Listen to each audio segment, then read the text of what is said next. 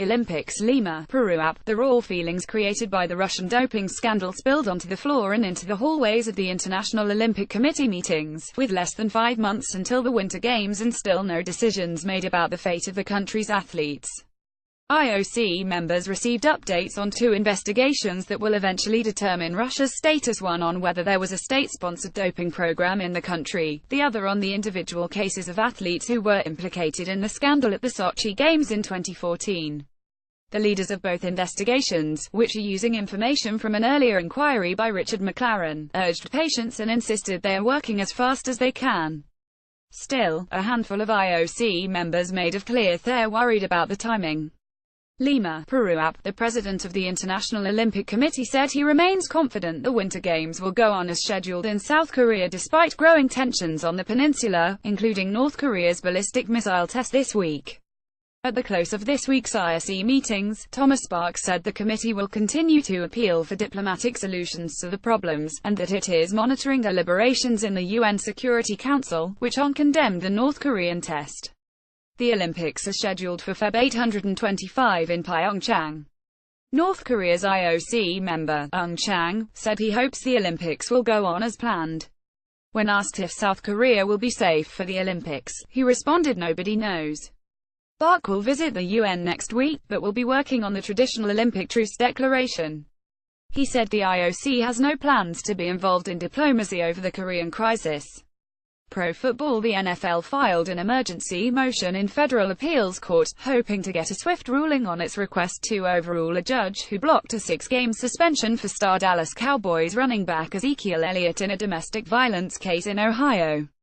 The league filed its request with the 5th U.S. Circuit Court of Appeals in New Orleans, even though a federal judge in Texas HASNT ruled on a request to put the injunction on hold while an appeal is pursued.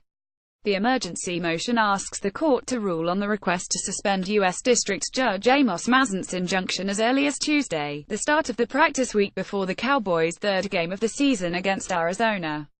If the ruling isn't made by Tuesday, the NFL is asking for a decision by September the 26th, the start of practice before Dallas' Week 4 home game against the Los Angeles Rams.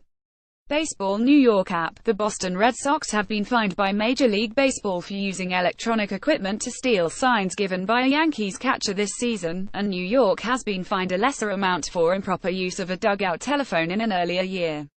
The discipline was announced by Baseball Commissioner Rob Manfred. The fine amounts were not announced.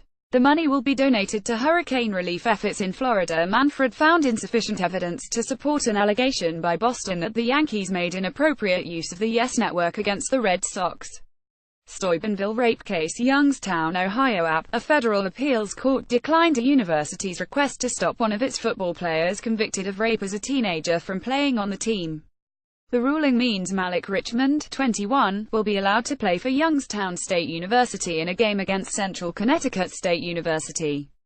On Saturday, Youngstown State had asked the appeals court to throw out a Thursday night decision by U.S. District Judge Benita Pearson to temporarily allow Richmond to play football for Youngstown State for at least the next 14 days, including in the 2 p.m. game Saturday. Pearson scheduled a hearing September 28 on whether to make the decision permanent. Youngstown State appealed the decision to the 6th U.S. Circuit Court of Appeals, and the appeals court dismissed it. Sandusky abuse. Bellefonte, Pa. App. A son of former Penn State assistant football coach Jerry Sandusky, pleaded guilty to charges he pressured a teenage girl to send him naked photos and asked her teen sister to give him oral sex. Jeffrey Sandusky's plea deal comes a week before his trial was slated to begin on the charges, and nearly 6 years after his father was arrested in a child molestation case that shook Penn State and is still working its way through criminal and civil courts.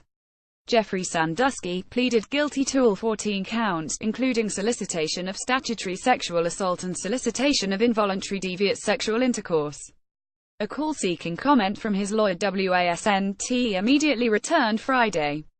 As part of the deal, 41-year-old Sandusky will spend up to 6 years in state prison, but the judge could impose as much as 8 years.